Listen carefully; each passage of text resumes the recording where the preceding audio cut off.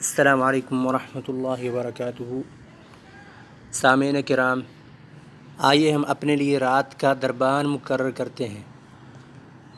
نبی کریم علیہ السلام نے ابو ہریرہ رضی اللہ تعالیٰ عنہ کو اموال فطرانہ پر نگران مقرر فرمایا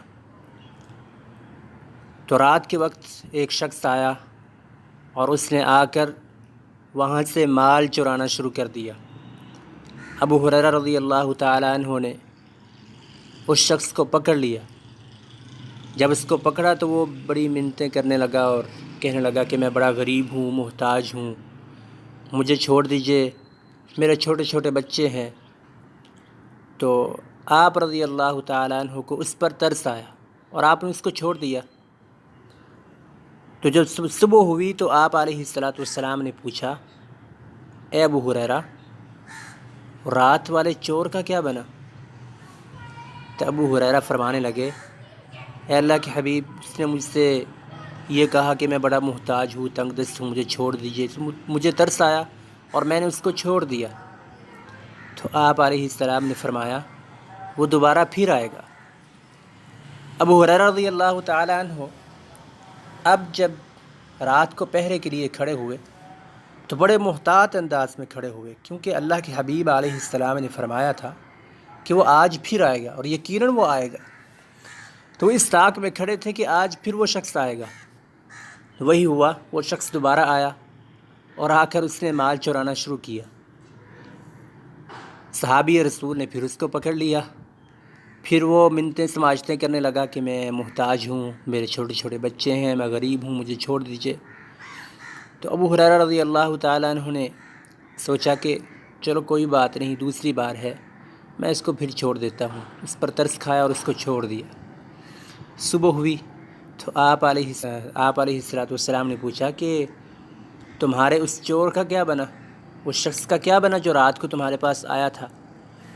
تو ابو ہریرہ رضی اللہ تعالیٰ عنہ فرمانے لگے کہ اللہ کے حبیب، اس نے پھر مجھ سے منتیں کی تھیں، میں نے اس کو چھوڑ دیا، مجھے اس پر ترس آ گیا۔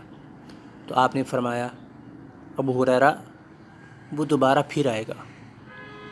تو ابو ہریرہ رضی اللہ تعالیٰ عنہ پھر رات کو پہرے کے لیے کھڑے ہوئے تو وہ شخص دوبارہ آیا اور آ کر اس نے وہی کام کیا جو پہلے کرتا رہا۔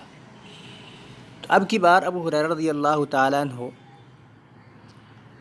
اسے کہنے لگے کہ اب تو تیسری بار ہے، اب تو میں تمہیں نہیں چھوڑوں گا۔ تیسری بار زیادہ سے زیادہ کسی کو موقع دیا جاتا ہے، لیکن اب کی بار تو میں تجھے اللہ کے حبیب کے پاس لے کر جاؤں گا ہی۔ تو پھر اس نے بڑی منتیں کی، بڑی اپنی ضروریات سامنے رکھیں اور پھر کہنے لگا کہ میں آپ کو کچھ کلمات بتاتا ہوں، اگر آپ ان کلمات کو پڑھ لیں گے تو آپ کا مال کوئی نہیں چرائے گا۔ تو ابو ہریرہ رضی اللہ تعالیٰ عنہ فرمانے لگے، بتائیے وہ کون سے کلمات ہیں؟ تو وہ کہنے لگا، وہ کلمات یہ ہیں، اللہ لا الہ الا هو الحی القیوم، آیت الکرسی۔ اگر آپ اس کو مکمل پڑھ لیں گے تو اللہ تعالیٰ کی طرف سے تمہارے لیے ایک دربان یعنی کہ فرشتہ مقرر کر دیا جائے گا جو تمہاری صبح تک حفاظت کرے گا، تمہارے مال کی حفاظت کرے گا، اور اس طرح تم بڑے محفوظ ہو جاؤ گے۔ تو ابو ہریرہ رضی اللہ تعالیٰ عنہ نے دیکھا کہ اس نے تو مجھے بڑے اچھے کلمات بتا دیے ہیں، چلو آج پھر میں اس کو تیسری بار ہے، میں اس کو چھوڑ دیتا ہوں۔ تو اس کو چھوڑ دیا۔ صبح ہوئی تو اللہ کے حبیب علیہ السلام نے پوچھا کہ تمہارے اس چور کا کیا بنا؟ تو ابو ہریرہ رضی اللہ تعالیٰ عنہ فرماتے ہیں، اے اللہ کے حبیب علیہ السلام،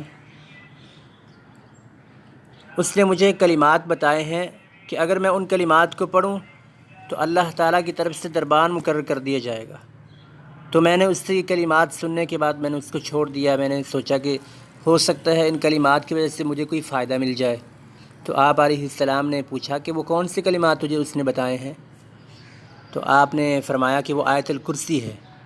تو اللہ کے حبیب علیہ السلام نے فرمایا، وہ شخص تھا تو جھوٹا، لیکن بات وہ سچی کر گیا ہے، اور کیا تم جانتے ہو کہ وہ کون تھا؟ ابو ہریرہ فرماتے ہیں کہ اللہ کے حبیب نہیں۔ تو آپ علیہ السلام نے فرمایا، وہ شیطان تھا، وہ شیطان تھا جس سے تمہارا 3 روز تک واسطہ پڑا۔ تو دیکھیے یہ ایک کتنے عظیم کلمات ہیں، آیت الکرسی بڑے عظیم کلمات ہیں۔ اگر آپ پریشان ہوتے ہیں، رات کے وقت آپ ڈرتے ہیں کہ آپ کا کوئی دروازہ پھلانگ کے نہ آ جائے، آپ کو کوئی مال نہ چرا لے، کوئی اور طرح طرح کے خوف ہوتے ہیں رات کے وقت مال کی حفاظت اور گھر کی حفاظت کے حوالے سے، تو آپ یقیناً آپ جب اپنے بستر پر جائیں، باوضو ہو کر جائیں اور آیت الکرسی کی مکمل تلاوت کریں۔